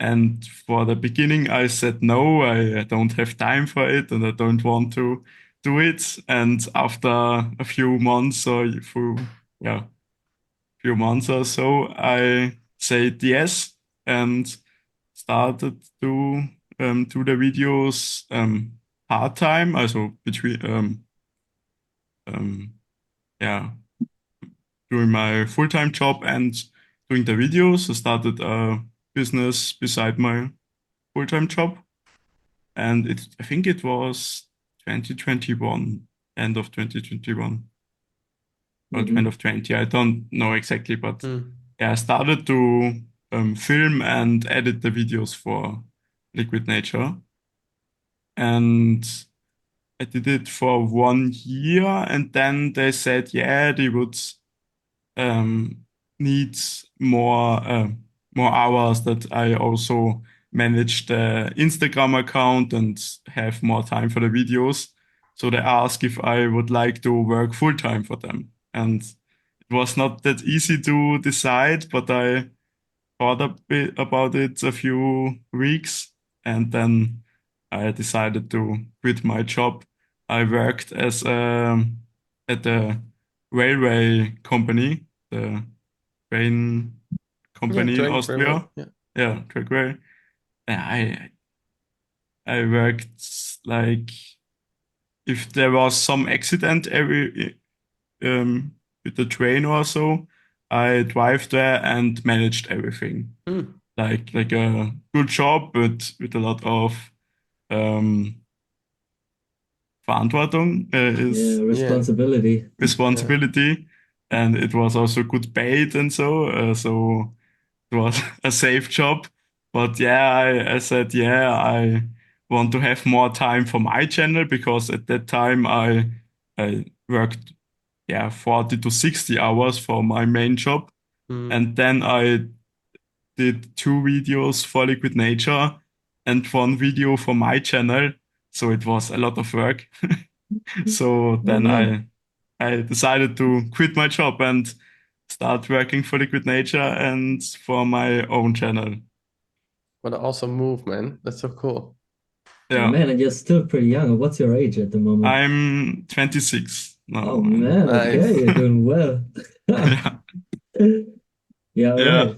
So still a full-time job, and you yeah. need these 40 hours for the content production for Liquid Nature? I do the videos, 2 videos a week, Yeah. film and editing, then the Instagram account, and also everything else with photos like product photos, photos of the Mm. fish, and so. So that's Mm. 40 hours. But maybe next year I start working less for Liquid Nature. And yeah, that's the plan for the future. It's not published now or so, but the plan is to reduce the hours for Liquid Nature and do only the videos for Liquid Nature and have more time for my stuff because beginning of this year I started my own online shop. Um, it started with cabinets for aquariums because my brother-in-law, the husband for my sister, is a carpenter and has a carpenting um, Wood company, shop. Yeah. yeah, workshop. And yeah, he said uh, uh, real wood cabinets would look so much nicer with the aquariums. Mm. And then we started to plan the cabinets, and then I started to start my online shop and also the tool holders or a stand for the tools for the pin sets and some stuff. I started that, and then I also bought a 3D printer and have some stuff like a cover for Razor for the aquarium and like a soil scoop Mm. to scape it. It's a few products. Maybe there are coming more. I was thinking about some stuff that I can make that it's nice to have. I think all of my products are not a must have that you need, but most of them are cool and are nice products. But yeah, I started this in the beginning of the year. It's also a lot of work. Mm-hmm. Yeah. And how's it Yeah, but going? it's Like nice. the your Yeah. own products, like the 3D printed products and also the tool stand and stuff. How's that going for you? Are you making sales and are you happy about how it is Yeah, a few. developing? It's like the cabinets. I know that it's not something everyone needed because it's really expensive. It's made of real wood and also made in Austria, so it's Mm. quite expensive. And the And shipping also, maybe. yeah, the 3D printed stuff is also some stuff that you, like I said, you don't really need it. You only need it if you have this kind of razor and you want it to have a cover. So it's okay, but also the products are at Liquid Nature in sale and they're also going quite good. The 3D printed stuff. And the cabinets I sold a few. It's okay, but I think also because now it's summer, a lot of people don't do that much in the summer. It's not like I sell every day a cabinet or every week. Maybe one Yeah. day. Well, I love that, man, that you're like expanding your brand and really, really doing it. Yeah. I do wonder, does having the channel impact the way you approach or um, experience your hobby? Because I can imagine if you have an aquarium and you do the scape, the best viewed videos are the new scape, then maybe an update, and after that it's a little bit stagnant probably for Yeah. at least the viewer. So you're almost if especially if you're only it's 20 square meters, but still only 20 square meters. You have only so much space and time. At a certain point, you need to like almost need to start another Yeah. scape. I think I Do you know what I? restart escapes, I think most of the time after a year, Hmm. but it's more because I like to do it. Okay. Because I could also only change some stuff, like changing the foreground of the aquarium. I could also make videos about that, and it would be um, easier to produce a video about it, to change the foreground than rebuild the whole tank. And Hmm. also, it's expensive. Like now, Mm-hmm. I'm started to rebuild the big aquarium with 300 liters. And most of the things I need to rebuild, like the substrate and the hardscape, I buy by my own. And the stuff I reuse, like the light and some technique stuff, I have sponsors for that. But Nice. the stuff I need to rebuild it, I buy. I could also get sponsors for that, but most of the time it's easier and I get the stuff I want when I buy it. So it's quite expensive. So if you only look at this, I think it would be cheaper if you only would look about the money, to do more rescaping about the tank Mm. or do something like this. But I try to do more stuff I like. Also video wise, sometimes, or I think a year ago or so, I also had a time where I did more videos because I want to make videos or for thought to make videos.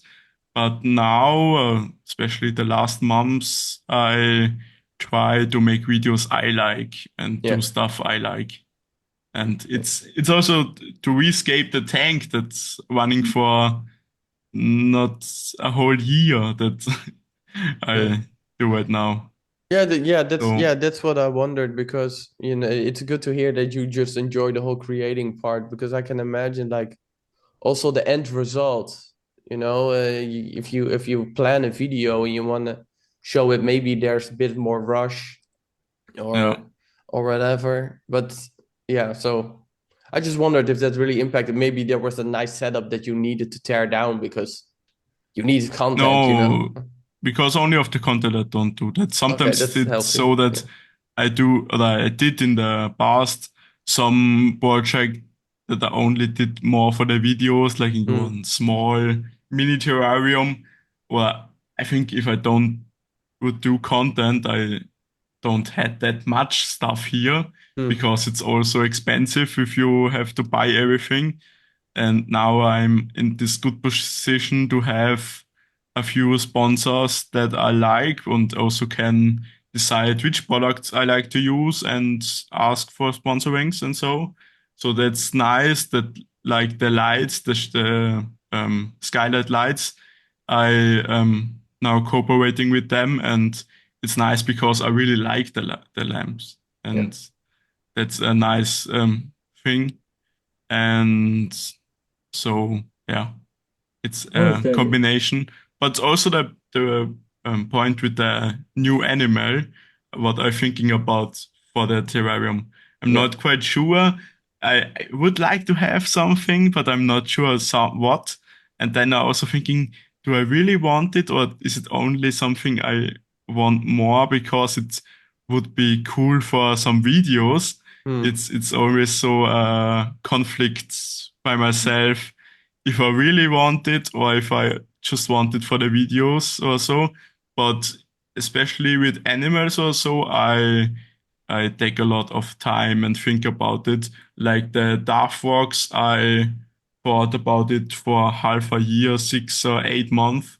I thought about to get some and waited to decide really Yeah, wisely.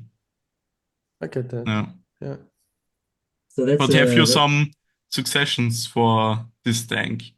It's 60 times 60 and 90 high. Oh, And nice. I plan a water feature, so a planetarium and yeah, a lot of plants. Um, what I really like as a display animal, which is not a frog, because everybody Yeah, goes for frogs, is depending on the climate and the humidity, is the Tachydermus dorsalis. Okay. That's okay. a totally green long-tailed lizard because it's day active and it's curious and it's bright green and there's always something happening. But I wonder if the humidity might be too high. I'm not too sure on that. So, but Yeah. that's a cool animal. Yeah, Phelsuma is great, but they poo on your yeah, this plants. terrarium has a lot of ventilation. Oh, The that helps. Yeah. pond is completely like 10 or 12 centimeters from from here up to Yeah. um the end, To the and top. Yeah. also the full um, um Oh, top is Yeah. mesh. Yeah. Nice. So Oh, that will help. Yeah. there's is one thing, and it's one thing I thinking it depends on what I put into it to cover a part of the mesh on the top with glass also. That's more humidity. It Hmm. depends on what I would put into it, and yeah, Yeah. I'm thinking what can be very cool is a colony of the morning geckos, lugubris geckos, Hmm. the yeah, parthenogenetic geckos. So you have some, because it's just so interesting to see them reproduce, without a partner. And yeah, they're not so much out there, but depending on the size of the colony, you will see some whenever you want, I guess. And yeah, I mean, pretty easy to care for, pretty sweet looking, kind of yeah, underrated maybe. I kind of like the Lugubris geckos. They might be okay with the climate. What do you think, Stefan? Yeah. They're found all over the world, man. They Yeah, they they are so adaptive. Yeah. Only the babies are super tiny, so depending on how well you close your setup, you will find some yeah, in different parts of the home. yeah. Yeah, now it's not that safe because the sides is a little bit the mesh you can push a little bit, Hmm. but it's something the company is already knowing and fixing in a few weeks, months, because this was also a cooperation. Cool. Yeah, Cool. Hmm. It's nice to hear that you creating these opportunities for yourself and yeah. in the meantime And just be creative. And for that is also the Inter so really nice because Hmm. you met a lot of people. Like the owner of Skylight, I met now a few times, so we know each other. So it's easier to cooperate if you know the people Yeah. in real life. But Yeah. also That if you only know them through messages, you see them a few years later at these conventions or so, it's also nice to Hmm. meet some people. Yeah. that's something that I was wondering about. Just speaking about some corporations that you have going on. How did that get started? How did they get to know about you, or was it you reaching out to them? Did you make It some specific choices? This is the company that I want to reach out to, or did you have like a whole bunch of emails sent out at the same time, or how did it go? no, it depends. I think most of the companies it started. I write them an email or so and ask if they want to cooperate because, like I said, I only want to do stuff I really like and I'm really Hmm. convinced with. And yeah, with some companies I cooperating with. I like, I don't know. I started 4 or 5 years ago, like Arca, Microblift, they do bacteria stuff and also RO system and a lot of stuff. And now we are cooperating for so much time, and I really like their products. And also like Skylight, it's also a company I start working with a few years ago now. And it's also I write them via Instagram or the email, and most of the time it starts with if they want to send me a new light or so.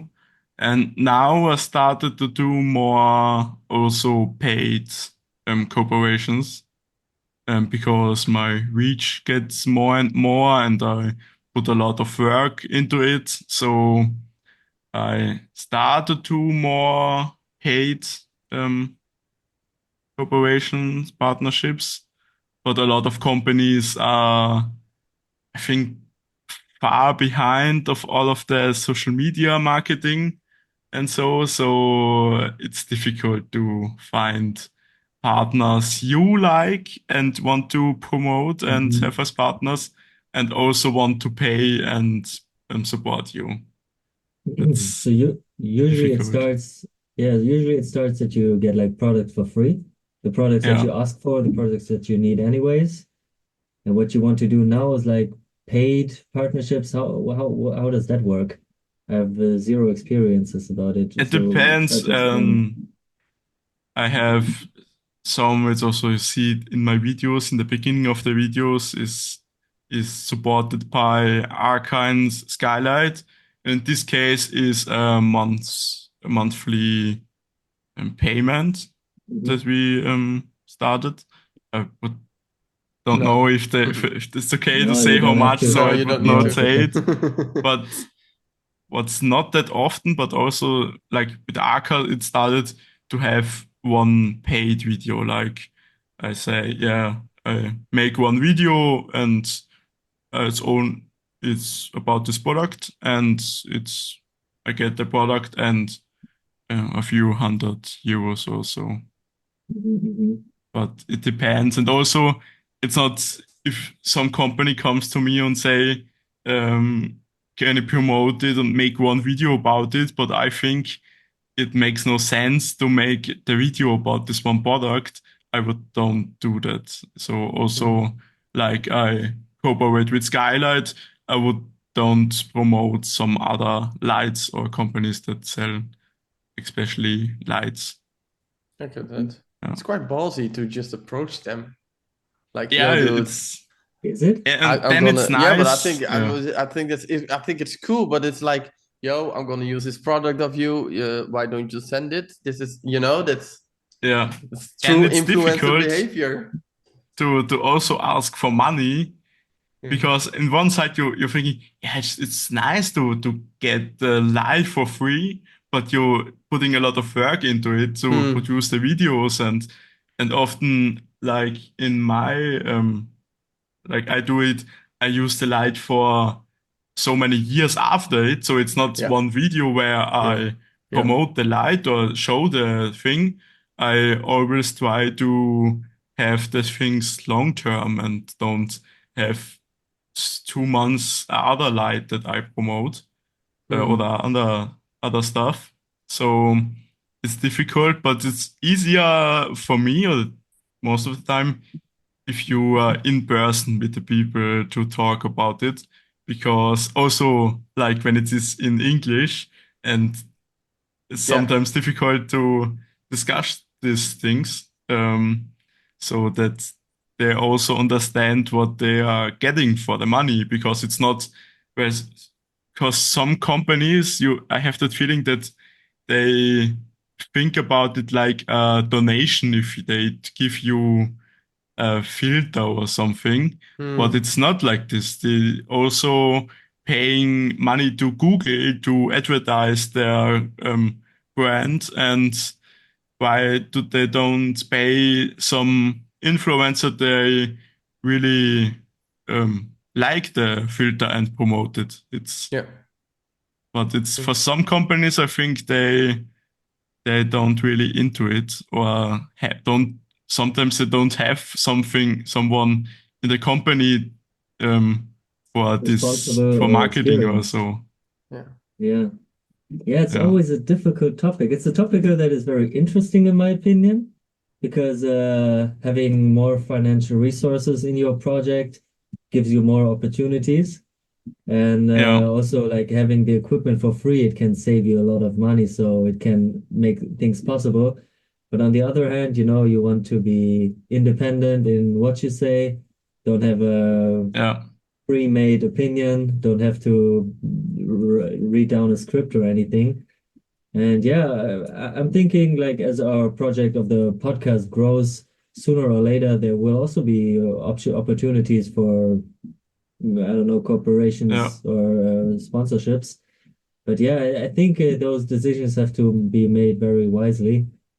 And yeah, yeah, I mean, you're on your own, you're independent, you can do the decisions that you want to. We are a group of four, so obviously there's also another topic of discussing it inside of the group.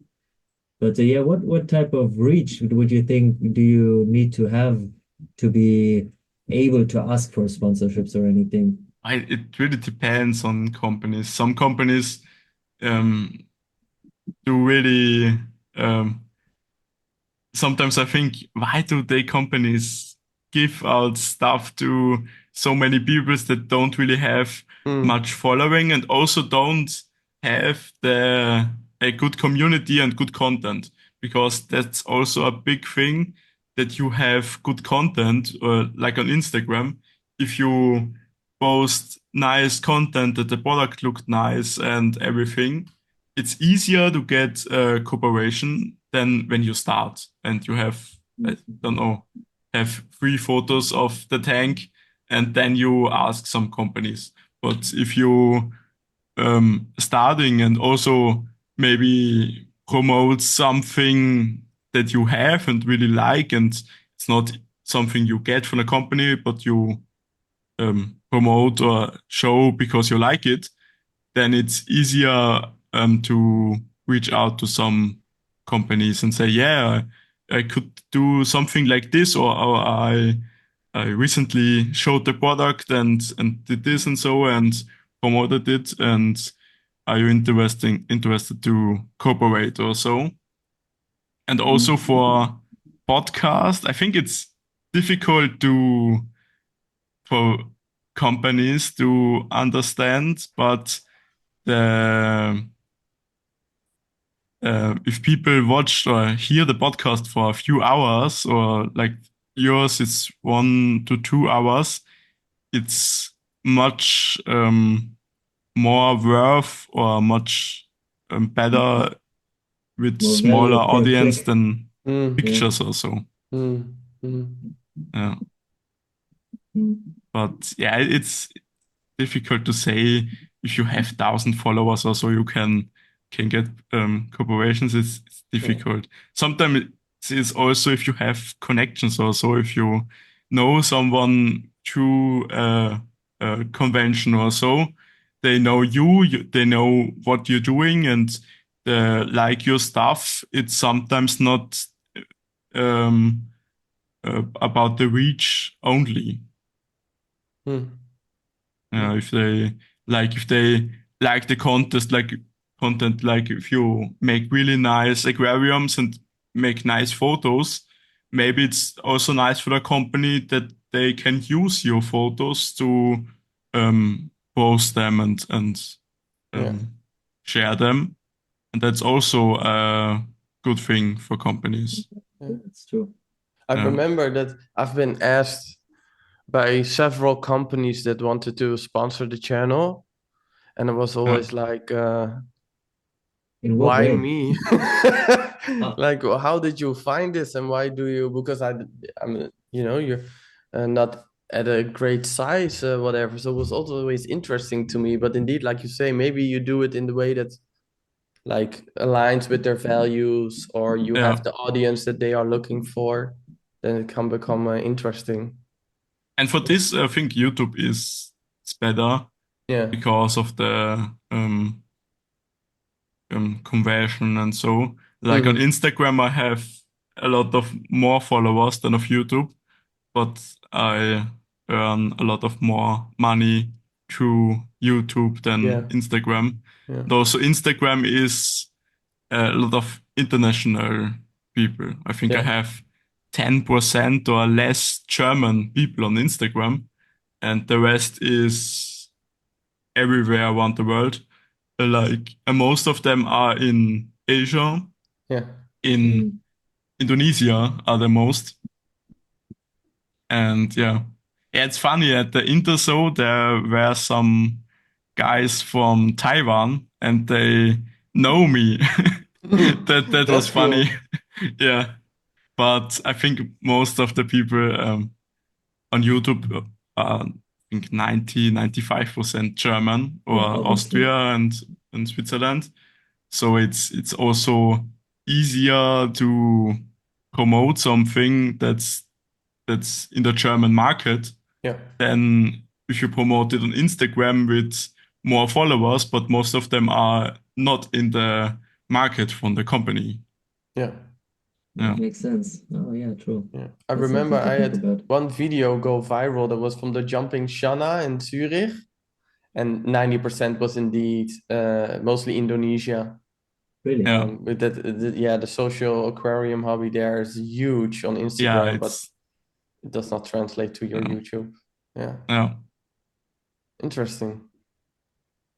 So maybe that's a good introduction to I don't know, close it a little bit Yeah, because we were now speaking about different no, continents and the different hobbies. So aquascaping is a whole another type of dealing with plants and animals in glass tanks. So, Pachi, what is your like idea about the differences of how we do aqua and terrascaping here in the European hobby compared to the way that it is dealt with in the United States, in American hobby or the Asian hobby and so on?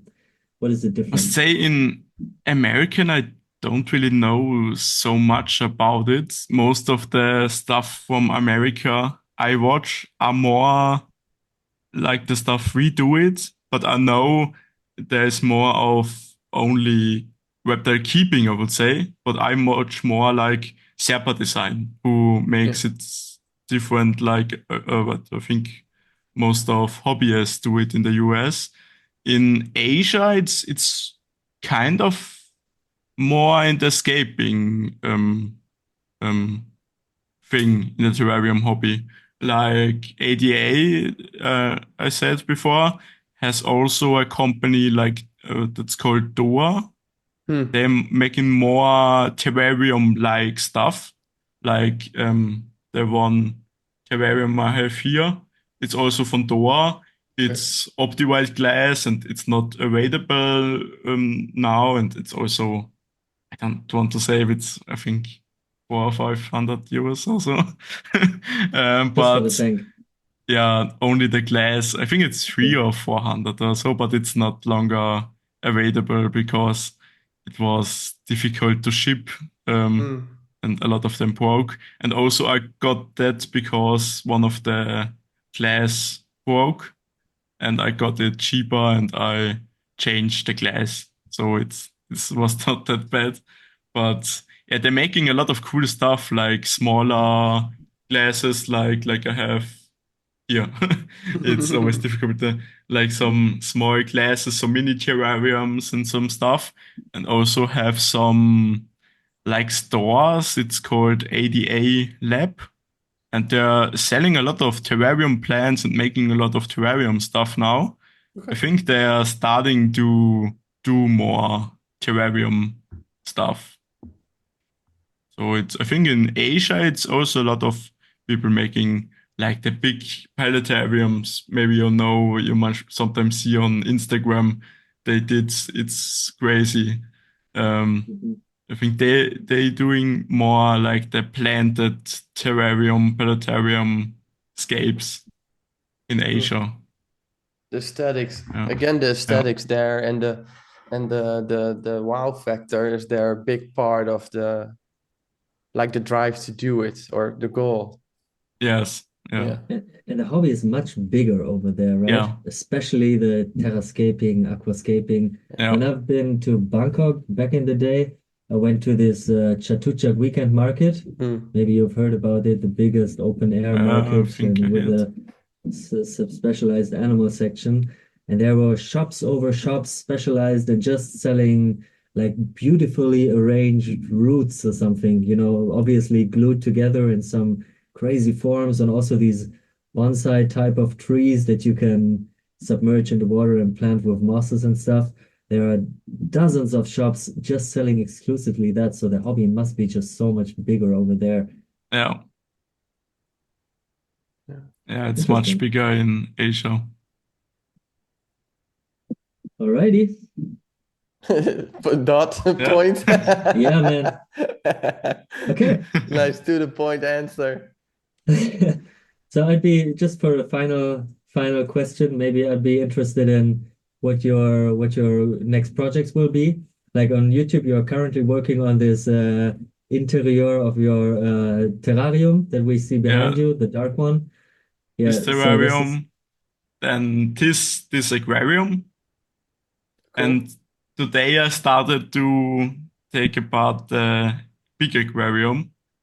That's some points. And for the future, in general, my goal is to have my own studio, like a bigger space for all my aquarium and terrariums. I think I'm now looking, I think maybe next year, this year, rent a maybe end place. of the year, but I think more next year. A bigger space, I don't know, 60 to 100 square meter or something, to have a lot of Awesome. space for products and projects.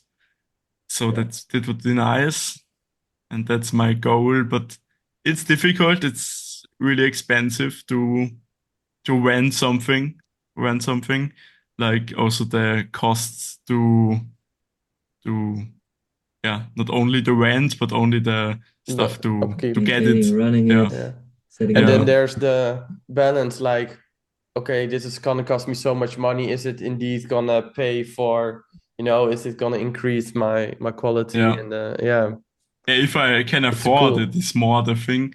If it pays back exactly, or if I get that more, is not that important.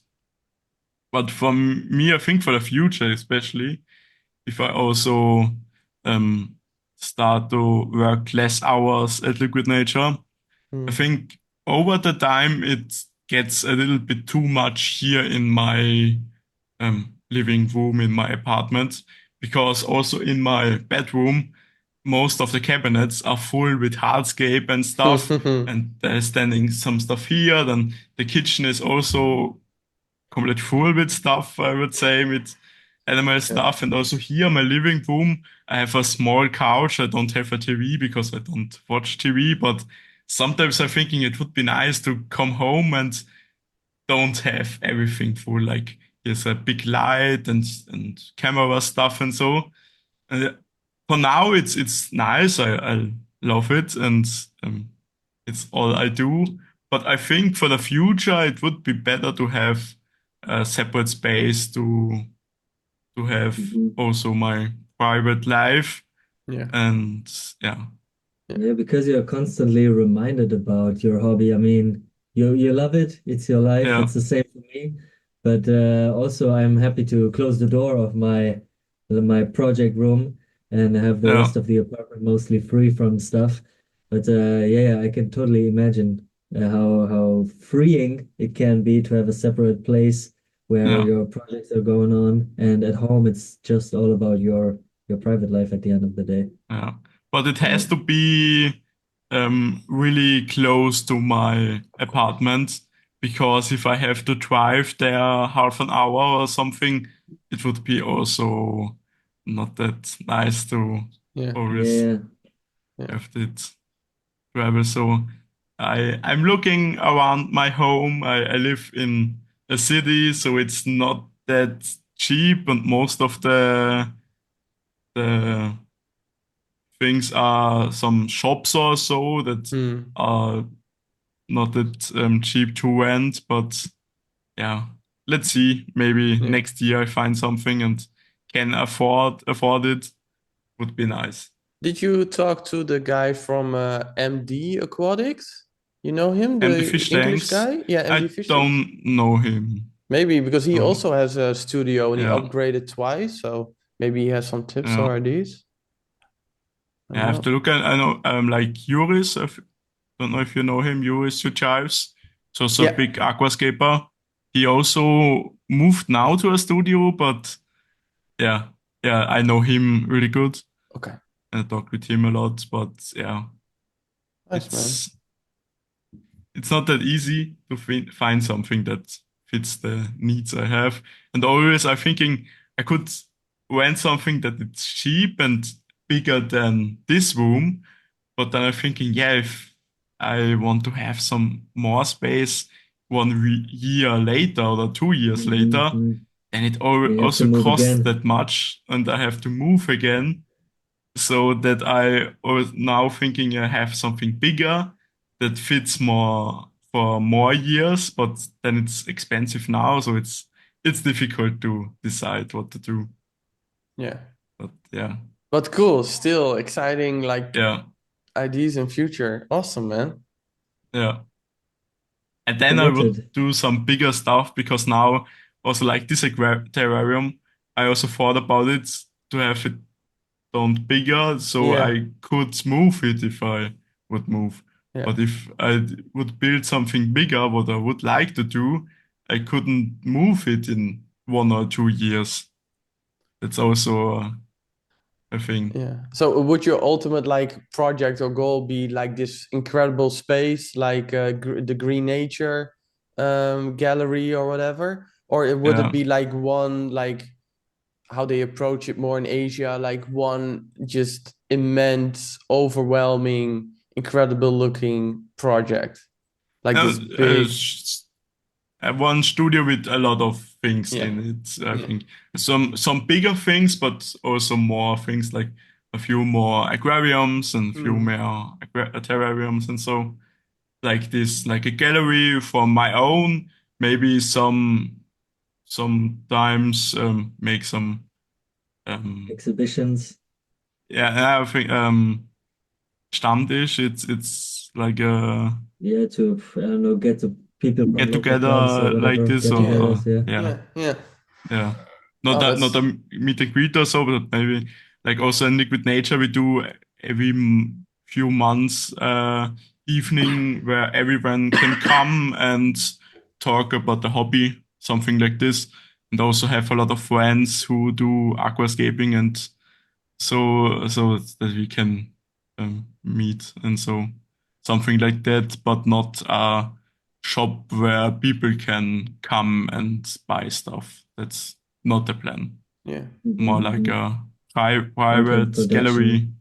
yeah, that people can visit sometimes, but not regular. yeah. Yeah. Nice, man. So, we already talked about your channel and your Instagram, but maybe it's cool. We will also link it in the description. But maybe for people who are interested in your project and how the future will look, can they find you? Pachi Aquarium on YouTube, Instagram are the main platforms. Hmm. I have a Facebook, but I don't really use them. And yeah, I would say YouTube and Instagram is the best thing to look. Cool. We will send people that Yeah, way. perfect. Alrighty. Any last words, Ben? No, man. I'm totally happy with all the knowledge I got about how to deal with water, the plants you use and stuff, and very valuable content for me because not so familiar to what I'm doing. And yeah, it was great to have you here, man. I'm Yeah, excited thank you. how it goes for you. Yeah, thank you. I hope it was okay. The English, like I said, is not perfect, but yeah, I rarely speak English, so I have not really experience with it. So it's always difficult to pronounce You, everything right and find the right words. But I hope it's okay also with like the stuff to like the chemistry or something. It's much more difficult to explain in English if you don't speak that often English, but I hope it was okay. Man, Yeah. no worries. Totally understand. Don't worry about it, man. People, Yeah. will appreciate that we do this in English. And Yeah, maybe I always get comments from people from Instagram. They say should do this stuff in English because they don't understand it. And the videos are all in German and they don't have subtitles because they don't work that good, because I also have a little bit of a accent, Austrian accent, but not that bad, but a little bit. And also all the specific words and so in the hobby, the automatic translation or the transcription don't work that good. So you had to, um, script the whole video, and I don't have the time for it. And so maybe Totally some people understandable. that don't can watch my videos or that don't understand my videos enjoy it. That's also maybe interesting for them. Yeah, Yes. but I think if I look at your channel and the reach you have, in the German, you got to do what you feel comfortable with, Yeah. and why struggle with English while you can do the message in German to so many people. Yeah, it's also on Instagram. I think sometimes people ask if they should do English or German, because English they can reach more people. But I think it's important to do it like you enjoy it more. Like if I would start to do it in English or started it in English, I think I didn't did that many stuff and started it so regular, and so I did everything in German, also on Instagram. But on Instagram, if you post photos and videos, people don't really care about the description. Universal. So they also, enjoy it from other countries. But it's always funny if some people, especially at this events like Intersort or so, recognize you. Yeah, cool, Me, man. me in English, or someone from Italy. I think the first person who recognized me in real life also was in Hungary at Green Aqua, an aquascaping shop. Yeah. It was someone from Italy who also visited Green Aqua and asked for a photo, and this was really funny. Oh man, the first Yeah, time that happens, it's like so yeah, weird. You're like, yeah, yeah. yeah, Oh man, Yeah, that's but I cool. mean, building aquascapes is pretty universal, right? There's Yeah. not much language yeah, needed to transfer the vision or the image. yeah, So yeah, that's what's cool about the hobby. Connects you worldwide, kind of. Yeah. yeah, full. Okay. Thank you so All much, right. Pachi or Samuel, for joining us. Yeah. We Thanks had for great having fun. me. Yeah, for sure. Yeah, it was quite fun. Yeah, did you enjoy Yeah, yourself? yeah, Oh, it that's cool. was That's lovely nice. to hear. Yeah. It also was now nearly 2.5 hours, or Yeah, we're closing up. So maybe yeah. for the people listening, thank you so much for It's listening. I yeah. hope you enjoyed this one too.